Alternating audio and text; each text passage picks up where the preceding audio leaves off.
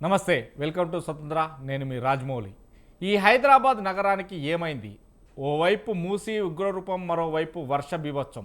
అవును, మూసీ ఉప్పొంగడంతో నదీ పరివాహక ప్రాంతాలన్నీ జలదిగ్బంలో చిక్కుకుపోయాయి. ఏకంగా బ్రిడ్జిపై నుంచే మూసీ ఉగ్రరూపం ప్రవహిస్తుంది.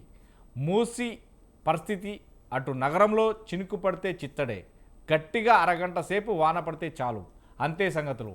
రహదారులు చెరువులను తలపిస్తున్నాయి, నాలాలు ఉప్పొంగుతున్నాయి. మోకాళ్ళ లోతు నీళ్ళలో ఎక్కడ మ్యాన్ హోల్ ఉందో తెలియని పరిస్థితి. వీటన్నిటికీ కారణం ఎవరు? ఈ నగరాన్ని జలదిగ్బంధం నుంచి బయటపడేసే మార్గం ఏంటి? ఇదే ఇవాటి బిగ్ టాక్లో చర్చిద్దాం. మనతో పాటు బిగ్ టాక్లో పాల్గొన్నారు తాటికేల జయరాం గారు, విశ్లేషకులు, అలాగే కుసుమ శ్రీనివాసరావు గారు, కాంగ్రెస్ రాష్ట్ర నాయకులు, మల్లెపాక యాదగిరి గారు, బీఆర్ఎస్ రాష్ట్ర నాయకులు. ముందుగా జయరాం గారు, గుడ్ ఈవినింగ్ అండి. వెరీ గుడ్ ఈవినింగ్ అండి. ఏంటి హైదరాబాద్ మహానగరానికి ఏమైంది? చినుకు పడితే చిత్తడి, ఎక్కడ చూసినా మ్యాన్ హోళ్ళు తెరుచుకున్న దాఖలాలు ఎవరికి అగపడనంత ఉన్నాయి. ఎక్కడ చూసినా కానీ ఉగ్రరూపం దాల్చింది. ఒక దిక్కు చూస్తే మాత్రం వరుడు కర్ణించట్లేదు, కానీ హైదరాబాద్ నగరాన్ని మాత్రం ముంచెత్తుతున్నాయి. ఒక దిక్కు మనం విజువల్స్లో చూస్తున్నాం, ఎంజీఏ బస్టాండ్ మొత్తం జలమట్టం అయిపోయింది, నీళ్ళ మట్టం మొత్తానికి. ఎవరు రావద్దంటూ కూడా ఏదైతే మా రవాణా శాఖ మా అధికారులు కావచ్చు, ఇటు ఎండి సజ్జనార్ కావచ్చు, వారు కూడా హైదరాబాద్ అంటే బస్టాండ్కు, ఎంజీబీ బస్టాండ్కు రావద్దు, ఎక్కడి నుండి వెళ్ళినా 4 దిక్కులో ఉన్నట్టు, అటు వరంగల్ నుంచి వచ్చేవాళ్ళు ఉప్పల్ నుండి వెళ్ళి, ఇటు కరీంనగర్ ఆ ఏరియా నుంచి వచ్చేవాళ్ళు, ఏదైతే జీబీఎస్ బస్టాండ్ కంటే వెళ్ళి, ఇటు విజయవాడ నుండి వెళ్ళి వచ్చేవాళ్ళు ఎల్బీ నగర్ వరకు, ఇటు ఏదైతే మహబూబ్ నగర్ ఇటు నుండి వెళ్ళి వచ్చేవారు కూడా వారు అక్కడి వరకే ఈ 4 దిక్కులో క్లోజ్ చేస్తడం జరుగుతుంది. ఎలా చూడొచ్చు అసలు మహానగరానికి ఏమైంది? దీన్ని కాపాడే నాదుడే లేరా? మీకు ప్యానెల్లో ఉన్న మిత్రులకు, స్వతంత్ర న్యూస్ ప్రేక్షకులకు మరొకసారి నమస్కారాలు. అంటే వాస్తవానికి అయితే టెక్నికల్గా ఇప్పుడు మన కళ్ళ ముందున మాత్రం డెఫినెట్గా అది బాధాకరమైన విషయం. ఇక టెక్నికల్గా అది దానిలోకి ఎక్కడ ప్రాబ్లమ్స్ ఉన్నాయి, ఏ ప్రాబ్లమ్స్ ఉన్నాయి, ఏ విధంగా రోడ్లను మనం సర్దిద్దుకోవాలి అనే విషయాలను పక్కన పెట్టేస్తే, కానీ ఇది పూర్తిగా మానవ తప్పిదం, అందులో ఏ మాత్రం లేదు. ఈ మానవ తప్పిదము ఈరోజు జరిగింది కాదు, కొన్ని సంవత్సరాలుగా జరుగుతున్నది. ఈ తప్పిదం వెనకాల పూర్తి స్థాయి లోపల ఉన్నత అధికారులు, రాజకీయ నాయకులు దీని వెనకాల ఉండి ఈ కబ్జాలు కానీ, లేకపోతే నాలాలను పూడ్చుకుపోవటం కానీ, లేకపోతే ఇరుకుగా మారిపోవటం కానీ, జల దిగ్బంధం గల కారణానికి చెరువులను ఈరోజు కబ్జా పెట్టడం కానీ, ఈ రకంగా చెప్పాలంటే ఏ కరువు పెట్టాలంటే అనేక, ఈవెన్ హైడ్రా విషయంలో కోర్టుకు వెళ్ళిపోతే అప్పుడు జస్టిస్ గారు కూడా చాలా బతుకమ్మ కుంట ఏమైంది, మిగతా చెరువుల ఏమైపోయినవి, ఈరోజు నాలా వ్యవస్థ ఎందుకు పోయింది, ఈరోజు వర్షం వస్తే హైదరాబాద్ ఏమైపోవాలన్న దాన్ని ఒక 2 సంవత్సరాల క్రితమే, 1.5 సంవత్సరాల క్రితమే కోర్టులో ఇది ప్రస్తావన వచ్చినప్పుడు సాక్షాత్తు జడ్జి గారే దీని మీద ప్రశ్నల వర్షం కురిపించారు. అంటే ఇది ఈ 2 సంవత్సరాలు ఉన్న తప్పిదం అంటే కాదు. ఈ తప్పిదాన్ని ముందు పెట్టుకొని ఈ తప్పిదాన్ని మేము రిపేర్ చేస్తామని, మేము వస్తే, మాకు అధికారం వస్తే ఈ తప్పిదాన్ని వెంటనే మేము కరెక్షన్ చేస్తామని చెప్పి అధికారంలోకి వచ్చింది కాంగ్రెస్. మరి కాంగ్రెస్ 10 సంవత్సరాలుగా బీఆర్ఎస్ చేయండి, అంతకుముందు కాంగ్రెస్ 10 సంవత్సరాలు, అంతకుముందు తెలుగుదేశం 10 సంవత్సరాలు, ఇలా రియల్ ఎస్టేట్ అంటే మీకు తెలుగుదేశం పార్టీ హయాం నుంచి అంటే దగ్గరగా 95 నుంచి రియల్ ఎస్టేటు విజృంభిస్తున్న క్రమం లోపల ఇలా నాలలు కావచ్చు, చెరువులు కావచ్చు, కుంటలు కావచ్చు, ఈ అనేకమైన భూ కబ్జాలు, భూదోపిడి, ఈరోజు ఇవన్నీ అయింది. అందుకోసమే నేను ఒక మాటలో చెప్పాలంటే ఇది మానవ తప్పిదం అన్నాను. అంటే అది 35 సంవత్సరాల 32 సంవత్సరాల పాపము ఈరోజు ప్రజలను వెంటాడుతుంది. అంటే దీనికి ఎవరు కారణం అంటే మనకు కళ్ళ ముందు కనిపించేది ఈరోజు ఉన్నదాన్ని ఉంచేదేమో చిన్న చిన్న పూరి గుడిసెలు మాత్రమే కనిపిస్తున్నాయి. అంటే ఇదే హైడ్రా పేరు మీద వీళ్ళ ప్రతాపం అంతా చూపించేది ఓన్లీ పూరి గుడిసెల మీదనే. ఉన్నతాధికారుల ఇండ్లను ఏం చేయరు, రాజకీయ నాయకుల ఫామ్ హౌస్లు ఏం చేయరు అని ఇతర పార్టీలు చెప్తుంటాయి. అధికార పార్టీ చేంజ్ చేయట్లేదు అనేది ప్రతిపక్షాలు చెప్తుంటాయి. ప్రతిపక్షాలయే అక్రమాలు ఎక్కువ ఉన్నాయని అధికార పార్టీ చెప్తుంది తప్పితే వాటిని ముట్టుకున్న దాఖలాలు లేరు. అందులో తిరుపతి రెడ్డి, రేవంత్ రెడ్డి అన్న తిరుపతి రెడ్డి ఇది వీళ్ళు విషయంలో కావచ్చు, ఇలా అనేకమైన, అంటే ఒకరి మీద ఒకరు బీజేపీ నాయకులు బతుకమ్మ కుంట విషయానికి వచ్చినప్పుడు బీజేపీ నాయకులు అని చెప్పేసి ఇట్లా ఒక్కొక్క అంశం వచ్చినప్పుడు ఒక్కొక్క వ్యక్తులను మొత్తానికైతే ఓవరాల్ గా రాజకీయ నాయకులు. దీని వలన ఇప్పుడు ఓన్లీ నటిస్తున్నారు. మేము చేస్తున్నాము, అడావుడి చేస్తున్నాము, అది చేస్తున్నాం నటిస్తున్నారు. ఈ నటన అనేది ఇంకెంత కాలం ఉంటుంది అంటే ఇప్పుడు నటించడానికి కనీసం స్పేస్ ఉంది. రానున్న తరానికి మాత్రం ఇది శాపంగా పాపంగా మారితే రేపు ఏమైపోతుంది హైదరాబాద్ నగరం అనేది చాలా ఇంపార్టెంట్. విశ్వేశ్వరయ్య ఇంజనీరింగ్ వ్యవస్థను హైదరాబాద్కు వ్యాప్తి చెందినప్పుడు ఆ నాలా వ్యవస్థను కావచ్చు, లేకపోతే ఎలా ఉండాలనే ఇంజనీరింగ్ వ్యవస్థను కానీ ఒక అపురూప కల్పంలాగా చెప్పిండ్రు, అపురూప ద్వీపంలాగా చెప్పిండ్రు, దానికి అత్యున్నతమైన టెక్నాలజీగా వర్ణించిండ్రు. కానీ మరి ఆ రోజు ఆయన ఇచ్చిన సజెషన్స్ అన్ని ఏమైపోయినవి? ఆ రోజు ఆయన సజెస్ట్ చేసిన విధానాన్ని ఎందుకు అవలంబించలేదు? ఈ రోజు ఆ వ్యవస్థను ఎందుకు బాగు చేయలేదు? ఈ రోజు ఎందుకు కాంప్రమైజ్ అయ్యి ఈరోజు సామాన్యుని ప్రాణాలు, మీరు ఎప్పుడైనా కూడా ఈ నాలళ్లలో మొన్న కొట్టుకుపోయిన ముగ్గురు కావచ్చు, ప్రతిసారి ఒకరో ఇద్దరో ముగ్గురో ఎంతో కొంతమంది అయితే పోతున్నారు. అంటే ఈ పోతున్న ప్రాణాలు ఉన్నతమైన కుటుంబాలలో ఉండే వ్యక్తులు కాదు, మినిస్టర్ల పిల్లలు కాదు, మినిస్టర్లు కాదు, లేకపోతే అత్యున్నతమైన ఆఫీసర్ల బిడ్డలు కాదు, వాళ్ళ కుటుంబ సభ్యులు కాదు, నిరుపేదలు, రెక్కాడితే డొక్కాడని వ్యక్తులు, ఉద్యోగస్తులు, అప్పటికప్పుడు పరిస్థితులను అయ్యో ఇంటికి వస్తాం కదా అని చెప్పేసి వెళ్ళాలనే ఆతృతంతో వర్షాన్ని తట్టుకోలేక ఆ పరుగుల ప్రయాణం లోపల ప్రాణాలు కోల్పోతున్నారు. ఈ బాధన్నింటినీ చూసినట్టు అయితే ఈ పాపము ఒక్కరిది కాదు. నేను చెప్పిన రాజకీయ పార్టీలు, తెలుగుదేశం పార్టీది ఉంది, బీఆర్ఎస్ ఉంది, కాంగ్రెస్ ఉంది. కాంగ్రెస్ ఇంకా కాస్త ఎక్కువగా ఉంది, ఎందుకంటే 12 సంవత్సరాలు, ఇవి రెండు అంత ముందు 10 సంవత్సరాలు కాబట్టి ఈ 12 సంవత్సరాల్లో కాంగ్రెస్ పాపం ఇంకో ఎక్కువ ఉంది. బీజేపీ ఏమంటుందంటే మేము పాలకులం కాదు, మాకు పాపం లేదంటుంది. కానీ నిజంగా కనుక బీజేపీ చిత్తశుద్ధి ఉన్నట్టు అయితే, ఈ నాయకులను వెంటాడినట్టు అయితే, మీరు ఏసీబీలు సిబిఐలు పోతుంటాయి కదా, మరి ఈ కబ్జాలు పెట్టిన కొంపలలోకి ఎందుకు రారు? ఈ అమ్మిన రియలేటర్ల ఇంట్లోకి ఎందుకు పోరు? ఈ దందాలు చేసి దాదాగిరి చేస్తున్న ఇళ్లకు ఎందుకు రారో నాకు తెలియదు. కానీ ఓన్లీ కొంతమందిని మాత్రమే టార్గెట్ చేసి ఆ సెంట్రల్ గవర్నమెంట్ వ్యవస్థలో ఉన్న వాళ్ళకు అనుకూలంగా ఉండే ఆ వ్యవస్థని ప్రజల మీద రుద్దుతో దెబ్బ కొడుతున్నాయి. ఈ వ్యక్తులు ఎందుకు దెబ్బ కొట్టట్లేదు అనేది ఇదొక ప్రధానమైన ప్రశ్న ప్రజల నుంచి వచ్చేది. రైట్. జయరాం గారు, శిలాపాపం తలాప్రికడ్ అన్నట్టుగానే వాస్తవానికి గత 32 సంవత్సరాలుగా నేను చూస్తున్నటువంటి ఉగ్రరూపం అయితే ఈరోజు చూస్తున్నా. అంటే గతంలో వరంగల్, ఇప్పుడు హైదరాబాదు, మనం గత వర్షం చూసిన ఈ పాపాలకు పరాచిత్తమే వరుణుడు కరుణించకపోవడం. సో ఓకే శ్రీనివాసరావు గారు, మనం చూస్తున్న హైదరాబాద్ మహానగరం ఇప్పుడు మూసి ఉగ్రరూపం దాల్చింది. వరుణుడు కరుణించలేదు, కానీ నేను ఉప్పొంగితేనే వీళ్ళకి ఖచ్చితంగా ఏదో ఒకటి, అంటే నేను నా నోటితో అన్నాను కానీ వాళ్ళకు అది వస్తుంది అనే రూపంలో మాత్రం మూసీ నది ప్రవాహిక ప్రాంతాలలో మాత్రం జలదిగ్మం అయిపోయింది. మనం చూస్తున్నాం. చాలా వరకు ఇంట్లో నుంచి వెళ్ళి అధికారులు బయటికి తీసుకువెళ్ళడం జరిగింది. ఎక్కడ కూడా మృత్యువాత పడలేదు, కానీ అందరినైతే తీసుకుపోయి కట్టుబట్టలతో తీసుకుపోతుంది.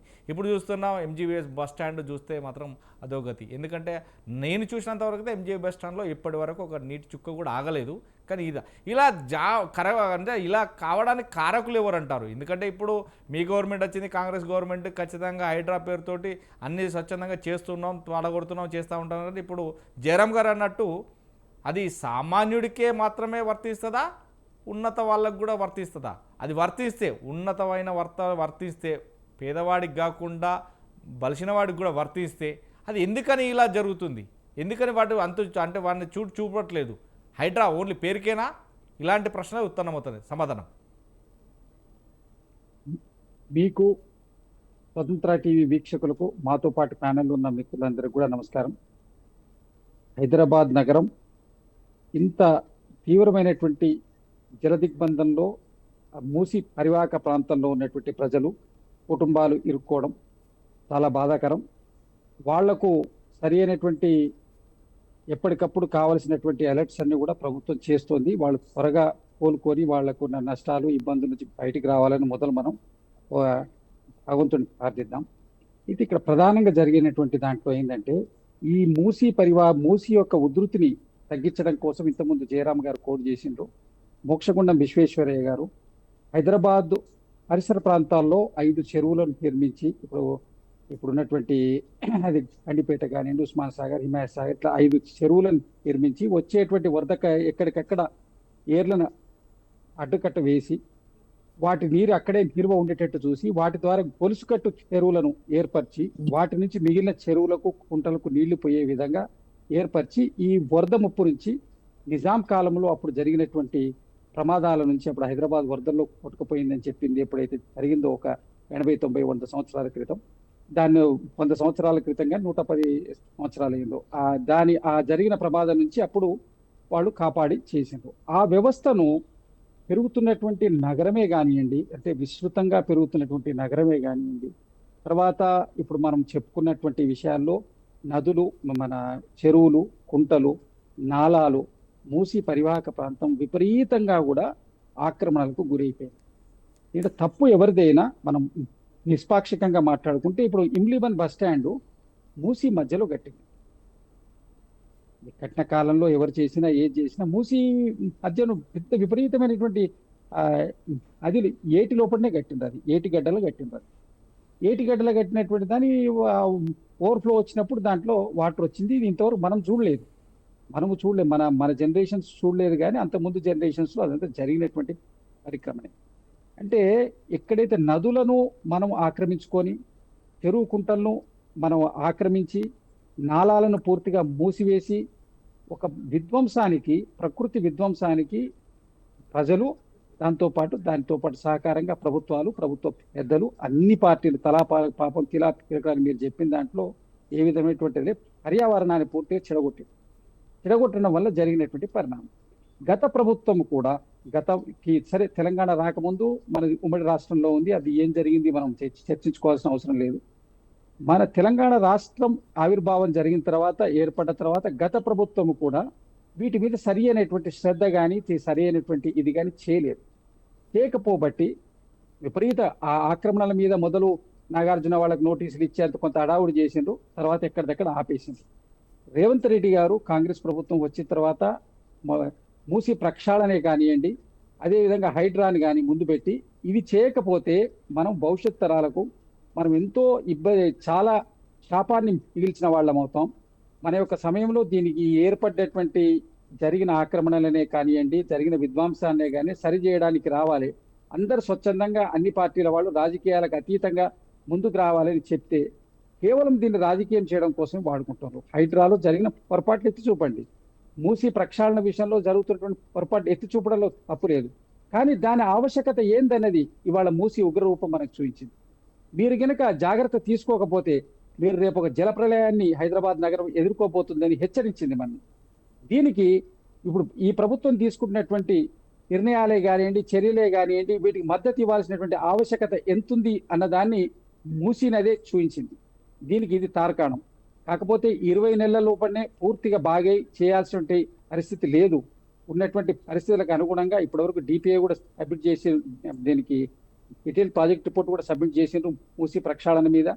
దీనికి కావాల్సిన కార్యక్రమం జరుగుతుంది. మొన్న గోదావరి వాటర్ని మూసిలా చేయడం కోసం కూడా శంకుస్థాపన చేయడం జరిగింది.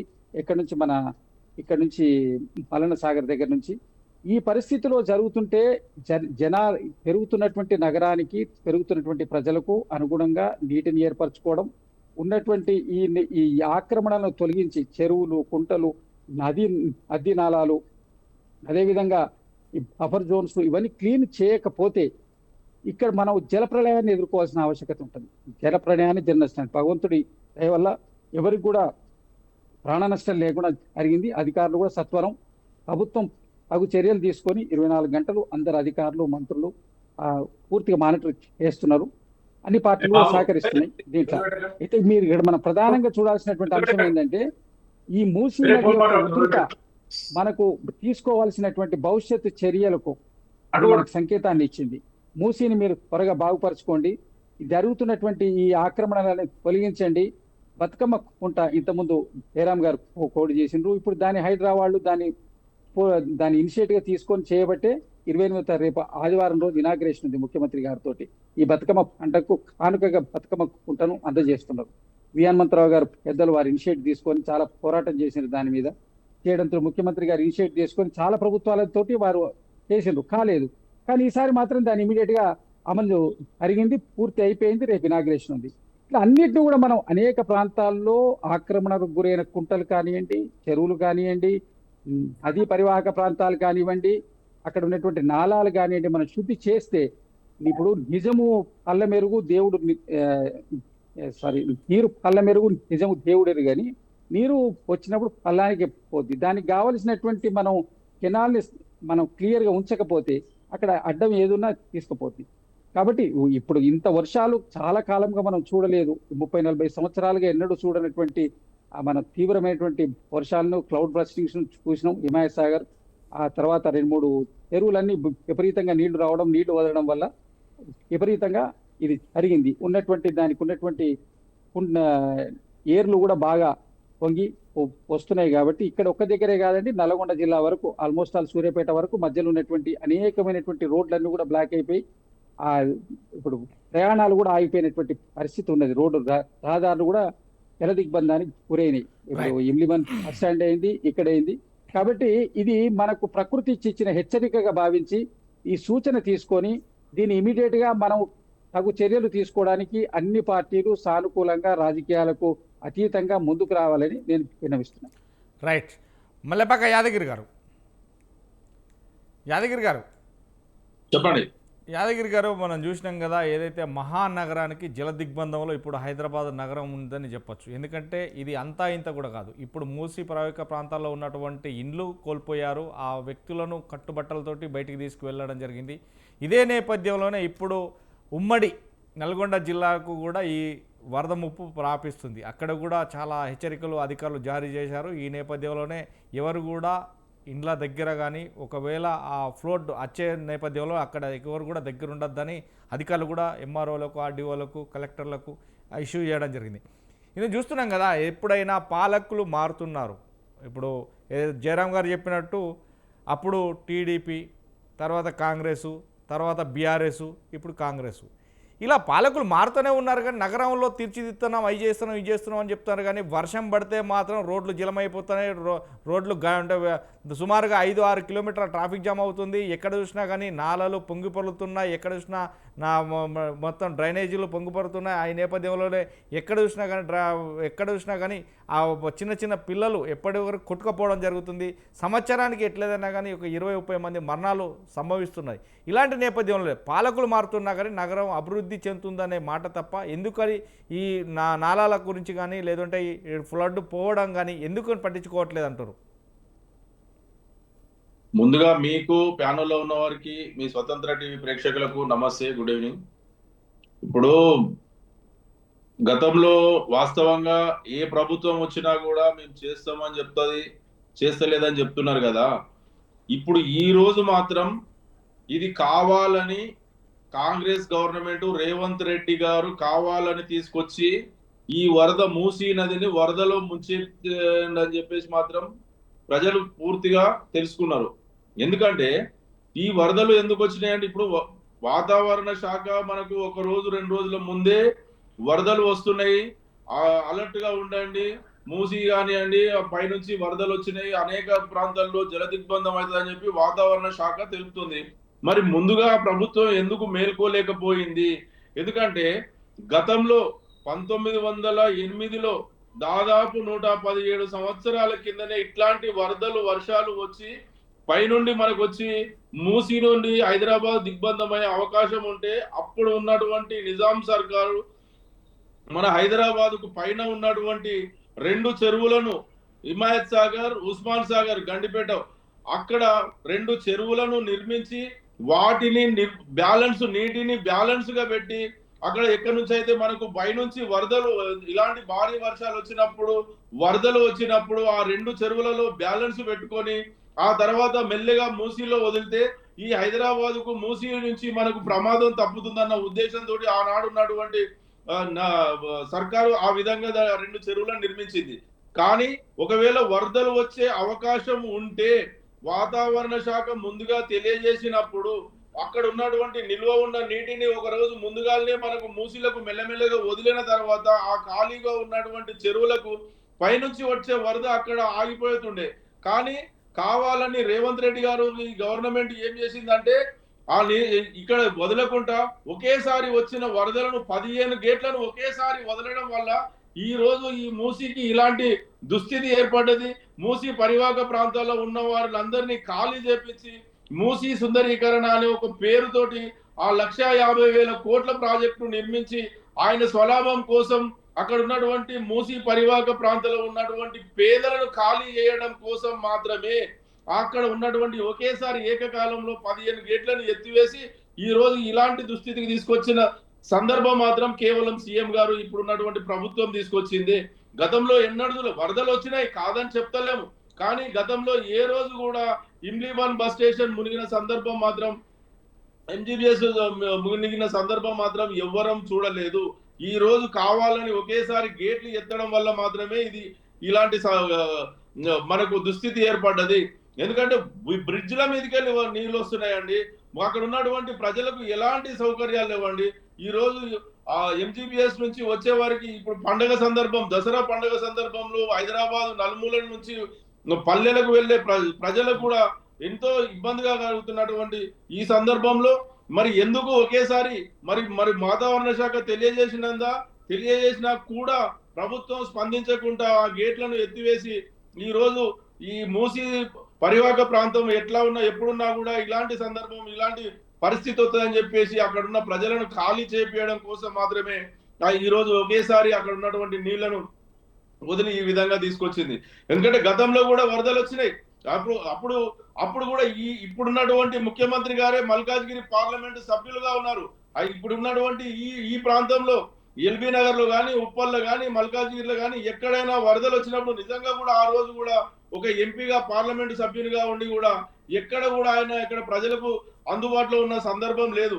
అదేవిధంగా ఇప్పుడు ఇక్కడ ఎల్బీ నగర్ లో ఉంటా, ఎల్బీ నగర్ ఎమ్మెల్యే గారు కూడా ఆ రోజు మూసీ సుందరీకరణతో ఈ ప్రభుత్వంలో కేసీఆర్ ప్రభుత్వంలో మూసీ డెవలప్మెంట్ కార్పొరేషన్ చైర్మన్ గా ఉండి మూసీని డెవలప్ చేసి ఎస్టీపీలు 32 ఎస్టీపీలు నిర్మించి అక్కడ ఉన్నటువంటి నీటిని కూడా బయటకు శుద్ధి చేయడం కోసం బీఆర్ఎస్ ప్రభుత్వం అనేక చర్యలు తీసుకున్నది.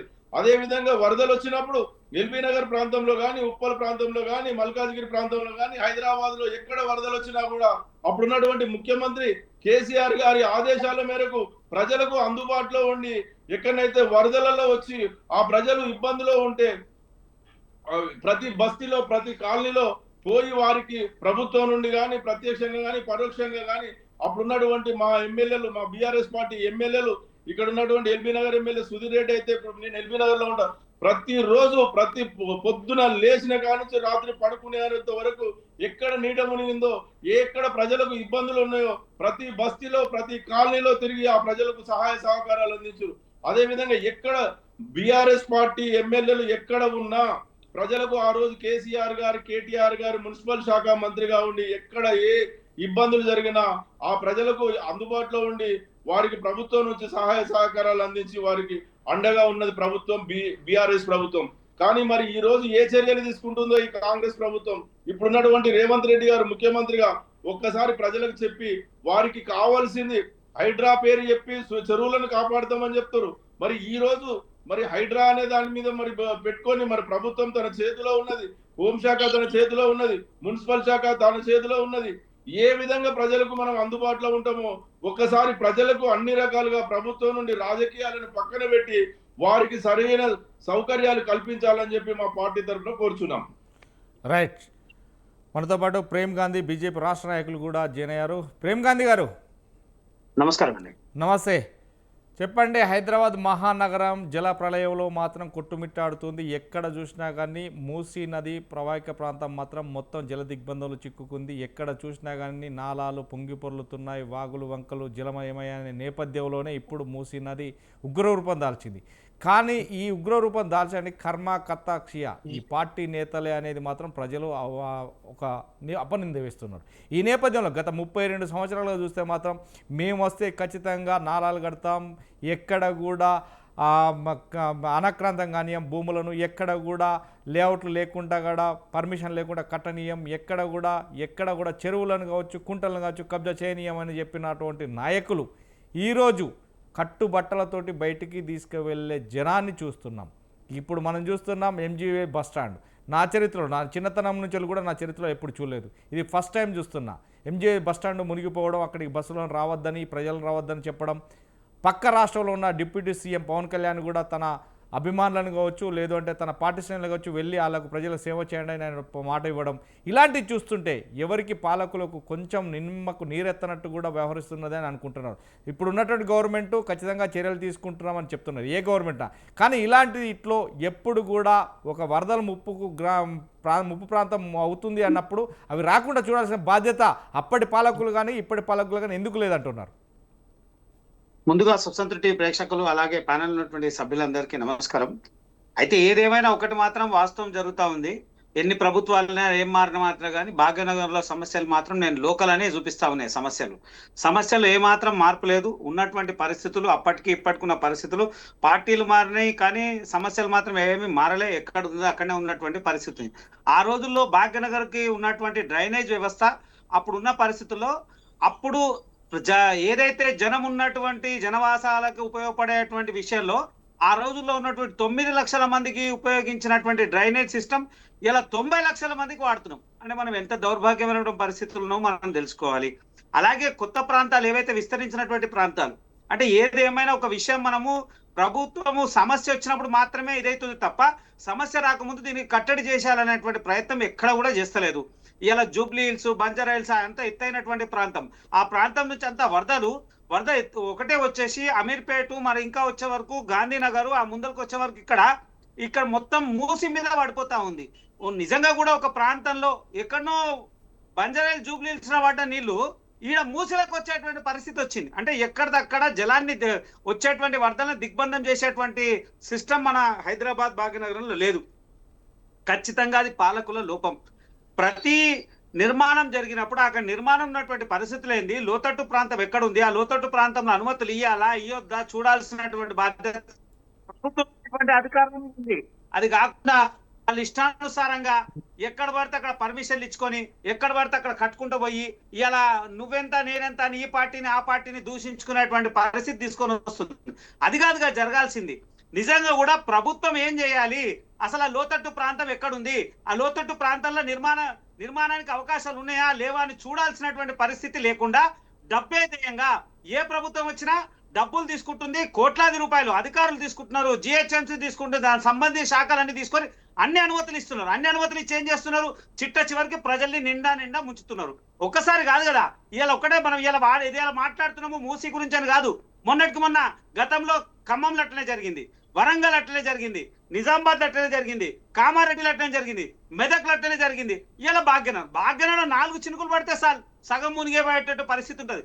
అది కాదు కదా, పూర్తి స్థాయి ప్రక్షాళన పనిచేయాల్సినటువంటి అవసరం ఉంది. తర్వాత ఇంకొక చిన్న డౌట్, ఇంత వర్షము ఈ గతంలో కూడా చాలాసార్లు పడుతుంది కదా, ఇంతకాలం వరద వచ్చేటువంటి పరిస్థితి ఎట్లయింది అంటే అధికారుల లోపం ఉందా, కావాలని నీళ్ళు వదిలేరా? ఒకవేళ నిజంగా అన్ని గేట్లు ఒక్కసారి వదిలేరా? ఒకవేళ 2-3 గేట్లు ఎంత నీళ్ళు వస్తా ఉన్నాయి, ఆ నీళ్ళకు తగ్గట్టు ఎంత ఫ్లో వడవాల్సి ఉంది, ఎంత ఇన్కమింగ్ ఉంది, ఎంత అవుట్ గోయింగ్ ఉందో చూడాల్సినటువంటి అవుట్ఫ్లో ఇన్ఫ్లో చూసి ఎంతవరకు వదిలితే ప్రమాదం లేదు అనేటువంటి ఆలోచన చేయాల్సినటువంటి ప్రభుత్వం అదేం చేయకుండా టక్మని ఉన్న గేట్లన్నీ వదిలేస్తే ఆ ప్రమాద పరిస్థితికి తీసుకొచ్చింది ఎవరు? ప్రభుత్వం అధికారులే కదా. అసలు ఎక్కడ నిర్లక్ష్యం జరుగుతుంది? మొన్న ఎన్నోసార్లు మనం అన్ని సెంటీమీటర్లు వర్షం పడ్డది అని చాలా సార్లు విన్నాం. మళ్ళీ ఇప్పుడు నిన్న మొన్న ఉన్నటువంటి వర్షంతో పోలిస్తే ఇట్లాంటి వర్షాలు చాలా పడ్డాయి కదా.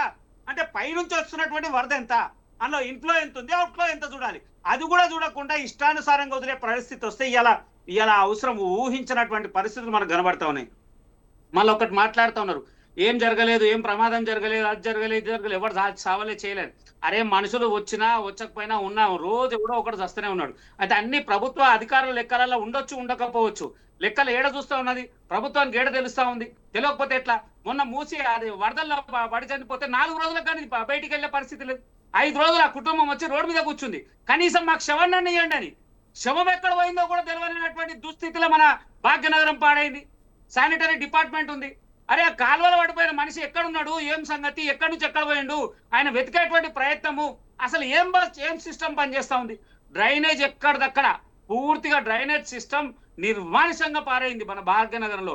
ఎక్కడ చూసినా 4 చినుకులు, పెద్దకు కూడా అవసరం లేదు, కొంచెం వాన పడితేనే మొత్తం మునిగిపోతా ఉంది. అరే ఎట్లా మునిగిపోతా ఉంది, ఎట్లా ఇదైతుంది? చూడాల్సినటువంటి బాధ్యత ప్రభుత్వం కదా. అంటే సమస్య వచ్చినప్పుడే దాని గురించి చర్చలు చేస్తారు, సమస్య వచ్చినప్పుడే రివ్యూలు చేస్తున్నారు, సమస్య వచ్చినప్పుడే మంత్రులు మాట్లాడుతున్నారు, సమస్య వచ్చినప్పుడే ఇంకేదో మాట్లాడుతున్నారు. అరే సమస్య రాకముందు పసిగట్టాల్సినటువంటి అవసరం ప్రభుత్వం ఉంది కదా. ఖచ్చితంగా వాతావరణ శాఖ చెప్తుంది.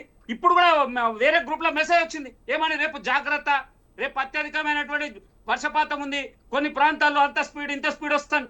అరే మాకే చెప్పినప్పుడు ప్రభుత్వం ఏం చేస్తుంది? ప్రభుత్వం ఉన్నట్టు అధికారులు ఏం చేస్తున్నారు? అధికారులు ఎక్కడ పోంటున్నారు? ఎవరు గాడిద పన్ను అంటున్నారు? అసలు అధికారులు ఉన్నారా లేదా అనేటువంటి ప్రమాదం చాలా పరిస్థితుల్లో ఉంది. నిజంగా కూడా అధికారులు చిత్తశుద్ధితో పనిచేయాల్సినటువంటి అవసరం ఉంది. ముఖ్యమంత్రి గారు చాలా సందర్భాలు మాట్లాడు, ప్రజాపాలన, ఎక్కడ ప్రజాపాలన ఉంది? నాయకుల పాలన, పాలకుల పాలన కూడా లేకుండా అయింది. ప్రజాపాలన ఇచ్చిపెట్టండి, పాలకుల పాలన కూడా లేకున్నటువంటి దుస్థితికి తీసుకొని వచ్చారు. అది సమంజసమైన పని కాదు. మళ్ళీ మూసి మాకైతే క్లియర్ గా అనిపిస్తా ఉంది. ఖచ్చితంగా దీని వెనుక బలమైనటువంటి ఆలోచన ఉంది. ఎట్టి పరిస్థితుల్లో మూసి ప్రక్షాళనకు సంబంధించినటువంటి అడుగు ముందుకేయాలంటే మూసిని నిండా ముంచాలని డిసైడ్ అయింది ప్రభుత్వం. కాబట్టే కదా ఒక ప్రణాళికబద్ధంగా ఈ వరద ఇంత స్లో వచ్చిందని. అరే నిన్న మొన్నటి కనబడింది, ఇంత సడన్ గా ఎట్లా వచ్చింది? 4 గంటల వ్యవధిలో ఇంత వరద ఎక్కడికైనా సాధ్యమైంది? అంటే స్టాప్ చేసి పెట్టిర్రా, ముందే ఆపి పెట్టిర్రా, అంత ఒకేసారి వరద అంతా ఒకేసారి వదలాలనుకున్నారా? అసలు ప్రణాళిక ఏంది? మళ్ళీ ఎవరికి ముందస్తు జాగ్రత్తలు లేవు, ముందస్తు ఇన్ఫర్మేషన్ లేదు, ఆ లోతట్టు ప్రాంతాలు లేదు, మూసి ప్రవాహక ప్రాంతాలు ఎవరికి ఎలాంటి ఇన్ఫర్మేషన్ లేదు, ఏం చెప్పలేదు. సడన్ గా వచ్చేసి ఎట్లా పరిస్థితి? దీనికి పూర్తిగా ప్రభుత్వ వైఫల్యమే, ప్రభుత్వం అధికారుల వైఫల్యం మనం క్లియర్ కనబడుతుంది. ఇలా పార్టీల వారికి మనం మాట్లాడాల్సిన అవసరం లేదు.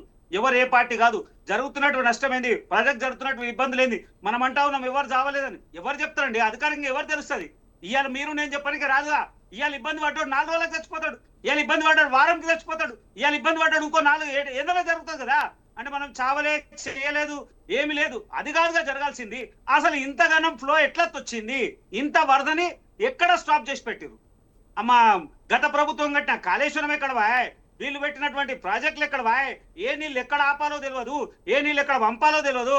కనీసం ఒక లోతట్టు ప్రాంతంలో నీళ్లు నిలబడితే దాన్ని ఇంకో ప్రాంతానికి మార్చేటువంటి మినిమం సిస్టమ్ కూడా మన దగ్గర లేదు.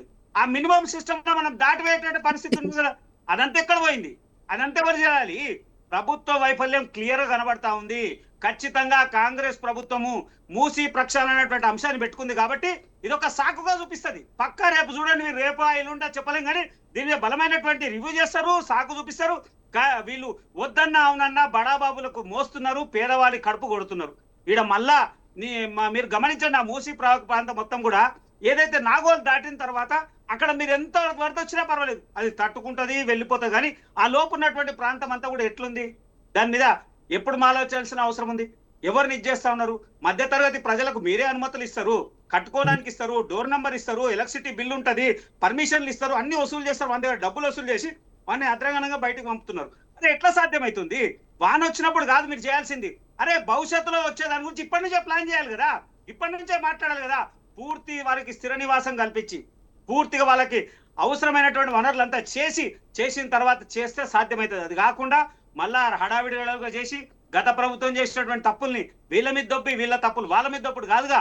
ప్రజల మౌలిక వసతులు తీర్చాల్సినటువంటి అవసరం ఉంది, ప్రజల ప్రాణాలు తీయాల్సినటువంటి అవసరం లేదు. వద్దన్నా అవునన్నా ప్రభుత్వ వైఫల్యం మీద క్లియర్ కనబడతా ఉంది. ఇప్పటికైనా ప్రభుత్వం మేల్కొని దానికి గల కారణాలు ఎక్కడెక్కడ ఉన్నాయి? గతంలో ఎప్పుడో గొలుసు కట్టు చెరువులు ఉండే, అవి ఎక్కడ పోయినా తెలియదు. పిరంగి కాలువ ఉండే, నాకు తెలుసు, నేను చిన్నగా ఉన్నప్పుడు చూసిన. మూసీకి అనుసంధానంగా రైట్ సైడ్ ఉన్నటువంటి ప్రాంతంలో ఎక్కడో స్టార్ట్ అయ్యి పిరంగి కాలువ, అది కూడా సముద్ర తీరంలో పోయి కలుస్తుండే. ఆ పిరంగి కాలువనే మాయమైపోయింది. ఎందుకు మాయమైందంటే ఆ పిరంగి కాలువకు అనుకునే కేటీఆర్ ఫామ్ హౌస్ ఉంటుంది, పిరంగి కాలువలే మంత్రుల ఫామ్ హౌస్ ఉంటాయి, పిరంగి కాలువకు అనుకునే వందలాది ఎకరాల భూములు ఉన్నాయి. అరే అసలు పిరంగి కాలువ ఎక్కడ అంటే ఆ రోజు ఉన్నటువంటి నిజాము అనుసంధానంగా ఉండేటువంటి అనేక కాలువలను నిర్మాణం చేసిండు. ఆ కాలువలను ఎటుపోయినాయి? దాని అసలు ఆ చెప్పలేనటువంటి పరిస్థితి ఏంటంటే ఎవరైనా ఒక ప్రమాదం జరిగితే దానికి ప్రత్యేకమైనటువంటి మార్గం చూస్తారు. వీళ్ళు ప్రత్యేకమైనటువంటి మార్గం ఈ ప్రభుత్వం చూస్తలేదు. ఈ ప్రభుత్వం ఒకటే చూస్తా ఉంది, ఎక్కడ డబ్బు దొరుకుతుంది, ఎలాంటి అవినీతి చేయడానికి అవకాశం వెతికే ప్రయత్నం చేస్తుంది తప్ప పరిష్కార దిశగా మాత్రం ప్రయత్నం చేస్తలేదు. రైట్ రైట్ ప్రేమ్ గాంధీ గారు, కారుతున్న మాలానికి అనుగుణంగా ఎందుకు వెళ్ళట్లేదు అనేది ముందు జయరాం గారు చెప్పండి. ఎస్, కాలం మారుతుందా, మనుషులు మారుతున్నా? మనుషులతో పాటు టెక్నాలజీ మారుతుంది. ఇదైతే 100%. ఎందుకంటే మనిషి మారుతాడంటే టెక్నాలజీ మారుతుంది, టెక్నాలజీ పరంగానే మనిషి మారుతాడు. కాదు, మనిషి కనిపించింది టెక్నాలజీ పరంగానే మనిషి మారుతాడు, అప్గ్రేడ్ అవుతాడు. కానీ కాలం మారుతుందా? కాలం నడుస్తుందా? ఎందుకంటే ఏజ్ మాత్రమే బారైపోతుంది తప్ప ఏది మారదు. అదే అనుగుణంగా ఇప్పుడు రోజు వర్షాకాలం, వర్షాలు ఋతువులు మారాలంటే మనం చేసే పనులు మాత్రమే. చెట్లను పెంచడం కాను, వృక్షాలు నరకడం కావచ్చు, ఎడారిని చేయడం కావచ్చు, ఇలాంటివే వర్షాలు లేకుండా కుంభవృష్టికి అహంకారం. ఈ నేపథ్యంలోనే మనుషులు మారడానికి కావచ్చు. ఈ నేపథ్యంలో చూస్తే ఒక ఇల్లు కట్టుకోవడానికి 200 సెంటీమీటర్ల జాగా సరిపోతుంది. అది 1000 ఎకరాలలో 100 ఎకరాల్లో కట్టి ఈ డ్రైనేజ్ ఇలా పోవాలి, ఆ డ్రైనేజ్. కానీ ఇక్కడ వచ్చినటువంటి ముఖ్యమంత్రులు కావచ్చు, మంత్రులు కావచ్చు, ఎమ్మెల్యేలు కావచ్చు, ఎమ్మెల్సీలు కావచ్చు, బడా నేతలు కావచ్చు.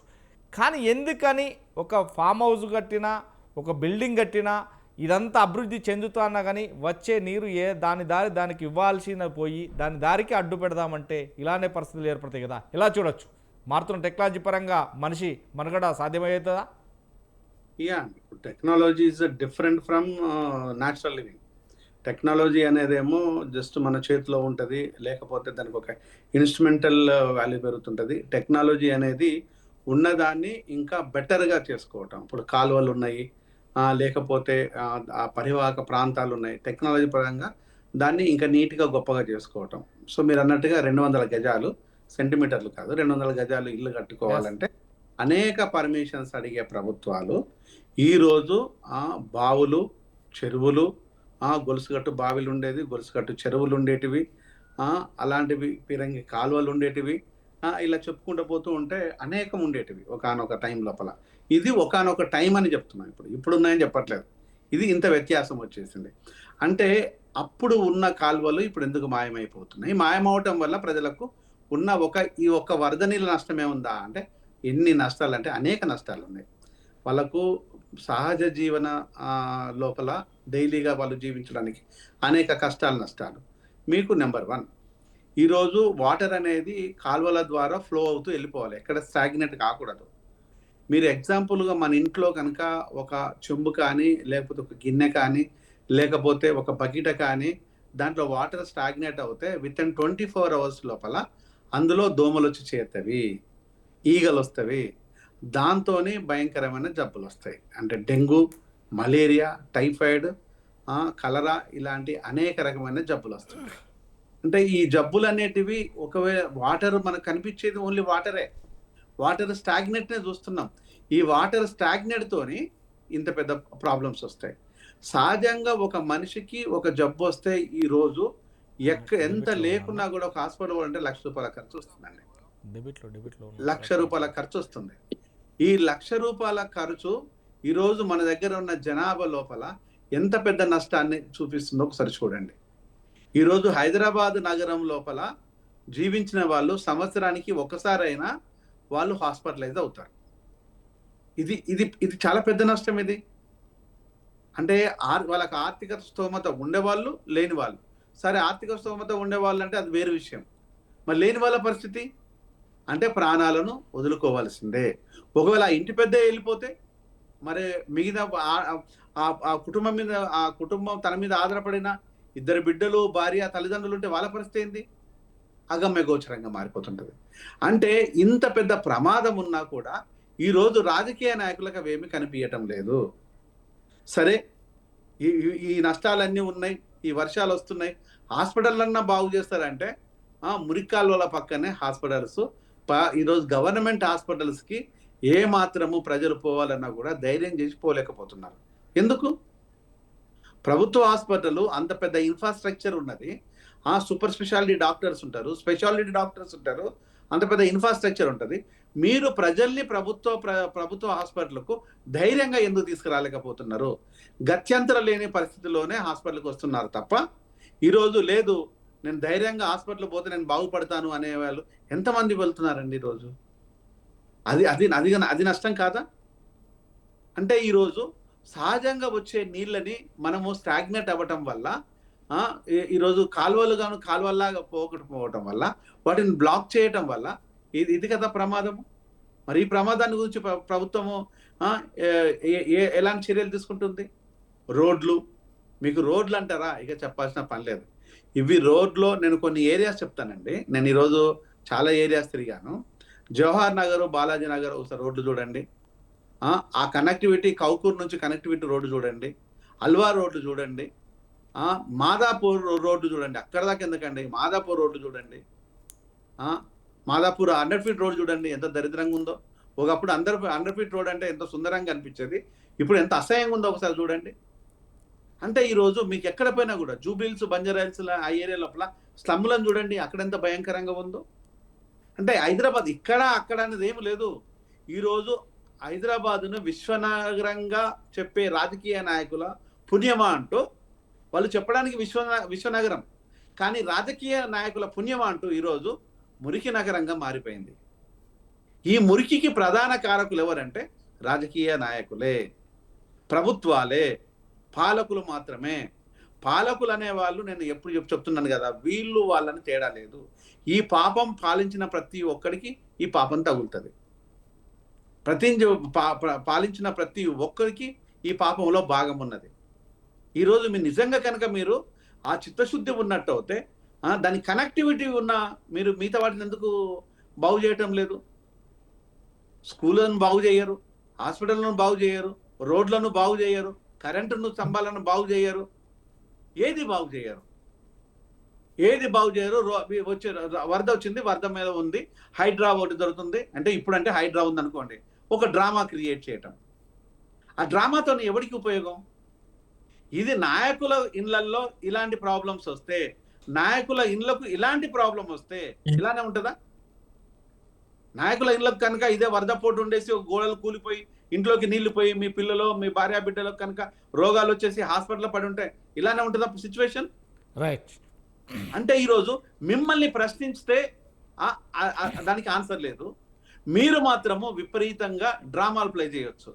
ఈరోజు ఏమీ లేకున్నా ఇంకో దుర్మార్గమైన విషయం ఏంటంటే సికింద్రాబాద్లో అండి, మొన్న సికింద్రాబాద్లో నేను వస్తూ ఉంటే దగ్గరగా 3.5 hours అండి. పారడైజ్ నుంచి అప్సిగూడ రావడానికి నాకు 3.5 hours పట్టింది. అదే పరిస్థితి, ఎందుకంటే చినుకు పడితే చాలు కిలోమీటర్ల మేర ట్రాఫిక్. ఇంత దౌర్భాగ్యమా? రైట్, ఇంత దౌర్భాగ్యమా? రైట్. అంటే దీనికి అంతటి కారణం ఎవరు? కబ్జాకోర్లు, రియల్టర్లు. ఈరోజు రియల్టర్లో ఒక్కొక్కడు ఎన్ని మోసాలు, ఎన్ని ద్రోహాలు, ఎంత ఉంది. వాళ్ళు పైసా కూడబెట్టుకున్నది డేగల్లాగా తన్నుకోబోతున్నారు. వాళ్ళ మీద కేసులు లేవు, వాళ్ళని పట్టించుకోరు. రైట్. ఈరోజు రియల్టర్ల పేర్లతో జరుగుతున్న దొంగలను మీరు కంట్రోల్ చేయరు. అంటే దీనికి కనెక్టెడ్ ఉన్న ఏ ఒక్కటిని కూడా వీళ్ళు కంట్రోల్ చేయటం లేదు, ఏ విధంగా చేయటం లేదు. ప్రభుత్వాలు, నేను ప్రభుత్వం అని చెప్పటం లేదు, దయచేసి ప్రభుత్వాలు, ఈ ప్రభుత్వాలకు ఈ పాపము ఉండదా అనేది నేను అడుగుతున్నాను. రైట్. శ్రీనివాసరావు గారు చెప్పండి. శ్రీనివాసరావు గారు, ఎవరు వచ్చినా కానీ మళ్ళీ అదే పాత మాట, మేము అది చేస్తాం, ఇది చేస్తాం, సస్యశ్యామలం చేస్తాం, ఖచ్చితంగా చేస్తామని చెప్పడం తప్ప ఇప్పటి వరకు గత పాలకులు కావచ్చు, ఇప్పటి పాలకులు కావచ్చు, చేసిందేమీ లేదు అనేది ప్రజలకు మాత్రం 100% తెలుస్తుంది. రాజమౌళి గారు ఒక చిన్న మాట, ఒకటే మాట ప్లీజ్. రాజమౌళి గారు, కంటిన్యూ. ఒకటే మాట. ఇదేంది మన స్విట్జర్లాండ్ అండి. స్విట్జర్లాండ్ మన భూమికి కింద అంటే దగ్గరగా 3000 ఫీట్ల కింద ఉంటుందండి నగరం. అవును, 3000 ఫీట్ల కింద నగరం ఉంటే ఆ నగరం లోపల వాటర్ స్టాగ్నెట్ ఉండదు, మంచినీళ్ళు ఫ్లో అయ్యే మంచినీళ్ళు తాగుతూ ఉంటారు, అవే నీళ్ళు తాగుతుంటారు. అక్కడ ఎలాంటి జబ్బులు ఉండవు. స్విట్జర్లాండ్ అట్లనే ఉంటుంది, కెనడా అట్లనే ఉంటుంది, ఆస్ట్రేలియా అలానే ఉంటుంది. ఇలా చెప్పుకుంటూ పోతే అత్యధికంగా డౌన్ లో ఉన్నది స్విట్జర్లాండ్ అండి. మరి అక్కడ టెక్నాలజీ అంటే దాన్ని టెక్నాలజీ అనాలండి. శ్రీనివాసరావు గారు, మీరు నాకు లేట్ గా గుర్తుకొచ్చింది, దయచేసి టెక్నాలజీ అంటారు.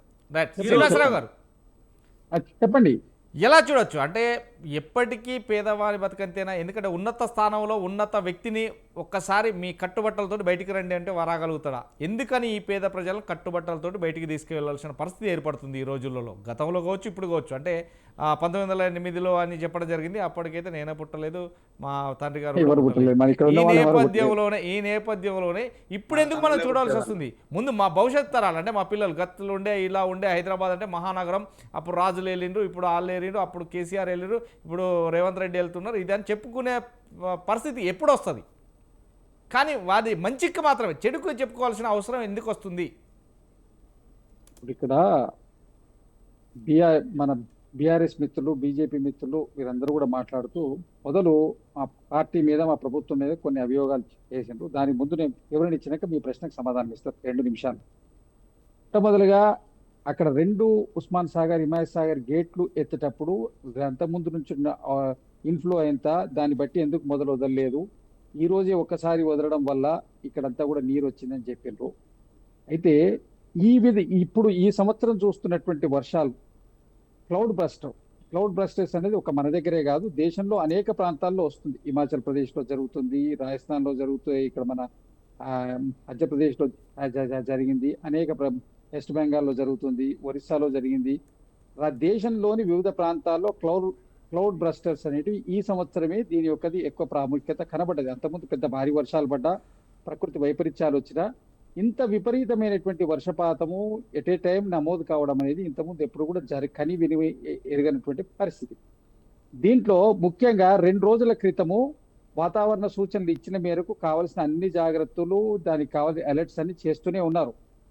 కాకపోతే అనుకోకుండా ఆ రాత్రి కురిసినటువంటి, నిన్న ఉదయం నుంచి కురిసినటువంటి వర్షము, అంతకుముందు రాత్రి కురిసినటువంటి వర్షం వల్ల అవుట్లో ఒకవేళ కనుక గేట్లు ఎత్తకపోతే చెరువు కట్ట తెగితే నగరం మొత్తానికే ప్రమాదం కదా.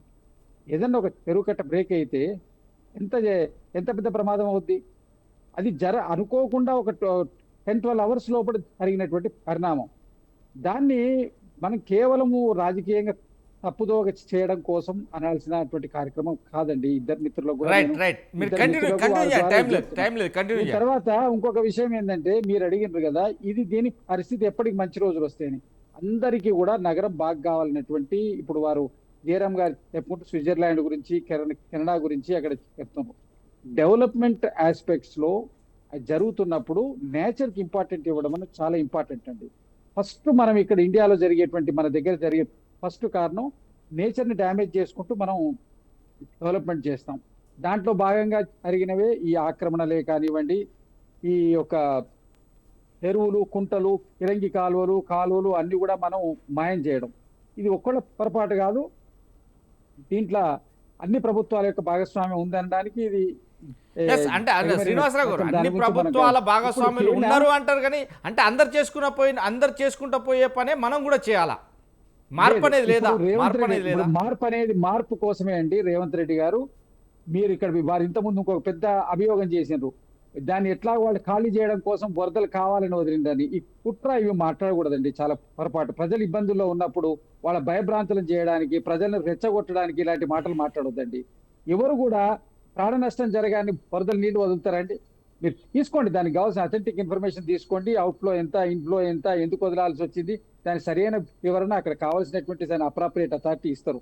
మీరు అంతేగాని మీరు ప్రజల్ని మన ఒక మీడియా ద్వారా ప్రసార మాధ్యమాల్లో మాట్లాడుతున్నప్పుడు, ప్రజలు ఇబ్బందుల్లో ఉన్నప్పుడు వాళ్ళని భయభ్రాంతులను చెందించడం కోసం, లేదు వాళ్ళని ఏదో కావాలని చెప్పి చేసిందని చెప్పి ప్రభుత్వం మీద నెగటివ్ ప్రాపగండా చేయడం కోసం చేయటువంటి ప్రయత్నం కరెక్ట్ కాదండి. ప్రభుత్వం అన్ని చర్యలు తీసుకుంది, వాళ్ళకు కొన్ని గంటల ముందు అలర్ట్ ఇచ్చింది, అధికారులంతా అలర్ట్ వాళ్ళని ఖాళీ చేయించే ప్రయత్నం చేశారు.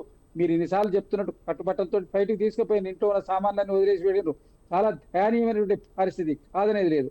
ఇది బాగుపడాలంటే సార్ మొత్తం ప్రజల సహకారంతో పాటు అన్ని రాజకీయ పార్టీల సహకారంతో ఈ నగరానికి ప్రధానమైనటువంటి జీవనాడిగా ఉన్నటువంటి మూసీ నదిని, దాన్ని ఒక గంగా నదిగా, ఒక జీవనదిగా మనం చేసుకోగలిగి, దానికి ఉన్నట్టు అన్యాక చుట్టూన్న బఫర్ జోన్స్ కానివ్వండి, ఆక్రమణలు కానీ అన్ని తొలగించుకొని కరెక్ట్ గా చేసుకుంటే మాత్రమే దీనికి మనకు పర్మనెంట్ సొల్యూషన్ ఉంటుంది.